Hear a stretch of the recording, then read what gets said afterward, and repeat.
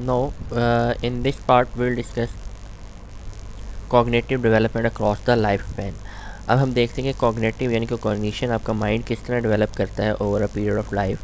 जिसमें सबसे पहले जो थ्योरी ऑफ कॉग्निटिव डेवलपमेंट है, Piaget believe that children gain their cognitive ability in a development order. एक डेवलपमेंट ऑर्डर के तहत आपकी कॉग्निटिव एबिलिटी डेवलप होती है। Just as almost all babies learn to roll over before they learn to sit up by themselves and learn to crawl before they learn to walk। जैसे वो crawling करने से पहले क्या वॉक करने से पहले क्रॉलिंग को सीखते हैं, घूमते हैं और उसके बाद वो सीखते हैं कि हमने बैठा के एक डेवलपमेंट प्रोसेस है। Thought that when the children experience new thing they attempt to reconcile the new knowledge with existing schemas. We get believe that the children use two distinct methods. He called these methods assimilation and accommodation। तो basically पियागेट्स ने जो focus किया उसने ये किया कि जो cognitive development है वो इस तरह होती है कि आप सीखते हैं लोगों को। आप एक बच्चा है वो दूसरे को देखता है, ऑब्जर्व करता है और उसके बाद उसको सीखता है, अपने स्कीमास के लिहाज से उसको डेवलप करता है। जिसमें उसने दो कंसेप्ट को फर्दर उसने डिफाइन किया, एसिमिलेशन एंड अकोमोडेशन। अब एसिमिलेशन क्या है? When children apply assimilation they use already develop schemas to understand new information. जो उसने पहले से स्कीमास अपने अंदर डेवलप किए होते हैं उसी के लिहाज से वो न्यू इन्फॉर्मेशन को समझने की कोशिश करता है। If children have learn a schema for horses then they may call the striped animal the see at the zoo a horse rather than a zebra. जैसे उसने एक पहले स्कीमा एक शक्ल देखी अच्छे, उसको बताया कि ये हॉर्स है। अब वो जू गया, जू में उसने ज़ेब्रा को देखा, वो ज़ेब्रा को ज़ेब्रा नहीं कहेगा, हॉर्स कहेगा, क्योंकि उसके जो पहले से स्कीमा डेवलप था उसी के लिहाज उसने उस न्यू इन्फॉर्मेशन को एडजस्ट कर लिया। देन अकोमोडेशन है। अकोमोडेशन बेसिकली क्या है? Accommodation in contrast involves learning new information and दस चेंजिंग द स्कीमा। अकोमोडेट में क्या कर रहे हैं कि आप जो न्यू इन्फॉर्मेशन सीख रहे हैं उससे आप अपने एग्जिस्टिंग स्कीमा को चेंज कर रहे हैं। When a mother says no honey that's a zebra not a horse. अब यहाँ पे क्या आ गया? आपको आप मानेंगे नहीं बेटा ये हॉर्स नहीं है, ये ज़ेब्रा है। The child may adapt the schema to fit the new stimulus learning that there are different type of four legged animal only one of which is a horse. उसको बताया गया कि भाई चार टांगों वाले जो एनिमल्स होते हैं उनमें एक जो है वो हॉर्स है, इसी तरह ये ज़ेब्रा है। तो ये उसने क्या आ गया, उसकी अकोमोडेट किया उसने इन्फॉर्मेशन को, उस इन्फॉर्मेशन को जो उसके एग्जिस्टिंग स्कीमास थे, जो एग्जिस्टिंग स्टिमुलस था उसको चेंज करके एक न्यू स्कीमा डेवलप हुआ। फिर पिगेट्स ने आपकी स्टेजेस ऑफ कॉग्निटिव डेवलपमेंट बताई, जिसमें सबसे पहले उसने sensor motor. During the sensory motor stage, baby use of their senses to perceive the world is so central to their understanding that whenever babies do not directly perceive object as far as they are concerned, the object do not exist। अब यहाँ पे क्या है, सबसे पहले जो एक बच्चा है वो अपनी सेंसेस से दुनिया को समझने की कोशिश करता है। जो उसके पास सेंसेस हैं, सुनने की है, देखने की है, उससे अंडरस्टैंड करता है जो उसके इर्द गिर्द चीज़ें हैं। Use the term object permanence to refer to the child's ability to know that object exists even when the object cannot be perceived। उसके लिहाज से वो चीज़ों को समझने की कोशिश करता है। सेकेंड स्टेज जो है that is pre operational stage. Pre operational stage में क्या आ जाता है? At about 2 years of age and until about 7 years of age, 2 से 7 साल के दरमियान children internally represent the world through language, mental imagery and move into a pre-operational stage. Here the child understanding of events is intuitive rather than based on logical reasoning। अब यहाँ पे उसकी सोच develop हो रही है। हम इसलिए कहते हैं कि आपकी जो साइंस कहती है कि जो आपकी 80% लर्निंग है वो आपके पहले 7 सालों में है, क्योंकि आपकी इंट्यूटिव लर्निंग जो है वो आपकी लॉजिकल नहीं है। आप लॉजिकली अभी चीज़ सोच रहे होते हैं, आप इंट्यूटिवली अपने माइंड के अंदर चीज़ों को सेट कर रहे होते हैं at the age between 2 to 7 years। अब अबाउट 2 to about 7 में क्या होता है? आपकी बेटर स्पीच कम्युनिकेशन आती है। You can imagine the future and reflect on the past. Develop basic numerical abilities आती हैं। You can't understand the conversation of matter, has difficulty to distinguish fantasy from reality. या cartoon characters are real people. For example मैं अगर आपको बताता हूँ, मेरी बेटी वो कार्टून देखते तो वो उसको रियल कैरेक्टर समझती है कि जी अब बाबा ये साइकिल है, साइकिल जहाज़ बन गई या साइकिल बोट बन गई, तो उसको मुझे समझाना पड़ता है that is not reality, that is a fantasy. तो इस एज पे बच्चे को वो समझ नहीं आता कि रियलिटी क्या है और फैंटेसी क्या है। फिर कन्वर्सेशन ऑफ मैटर्स आया था, understanding that something doesn't change even though it looks different, shape is not related to quantity. For example, are 10 coins set in the long line more than 10 coins in the pile? ये एक line में पड़े हैं या उसको pile up किए हुए हैं. Is there less water if pour into a bigger container?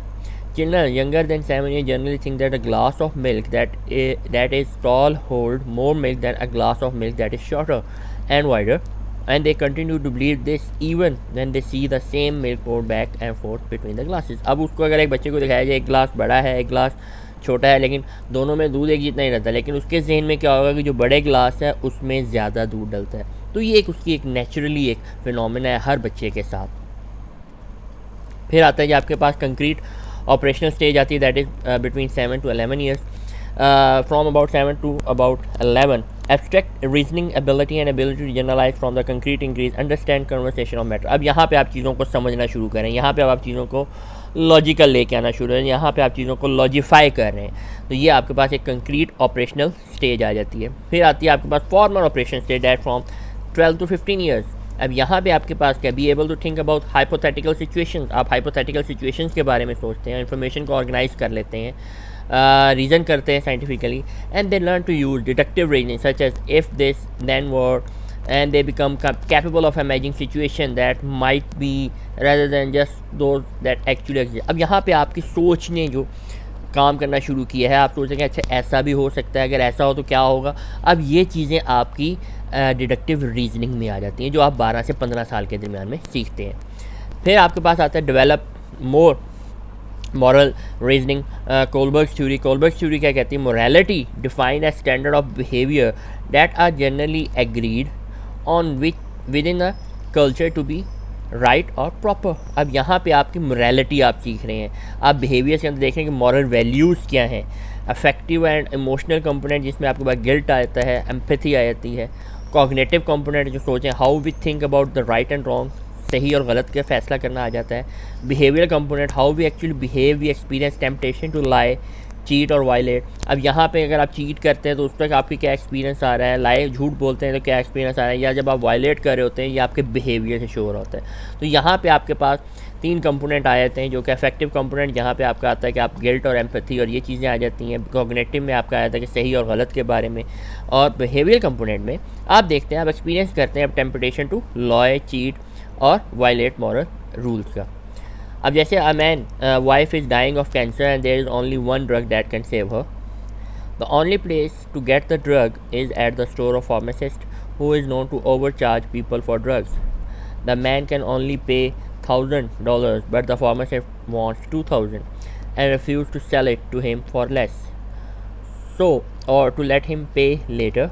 Desperate, the man later breaks into a pharmacy and steals the medicine. Should we have done that? Was it right or wrong and why? अब that's question in your mind. ठीक है, अब यहाँ से आपकी एक आपकी जो आपने अब तक आपकी लाइफ स्पैन डेवलपमेंट हुई है उसमें कुछ लोग इसको कहेंगे सही है, कुछ कहेंगे गलत है. क्यों सही है क्यों गलत है, you can ask the same question to yourself, then you will answer it कि ऐसा क्यों हुआ, ऐसी कौन सी वजह बनी कि उसने उस फार्मेसी में चोरी करना चाहिए. ठीक है, अब इमोशनल कंपोनेंट भी हो सकता है इसका, कॉग्निटिव कंपोनेंट भी हो सकता है और बिहेवियर कंपोनेंट भी.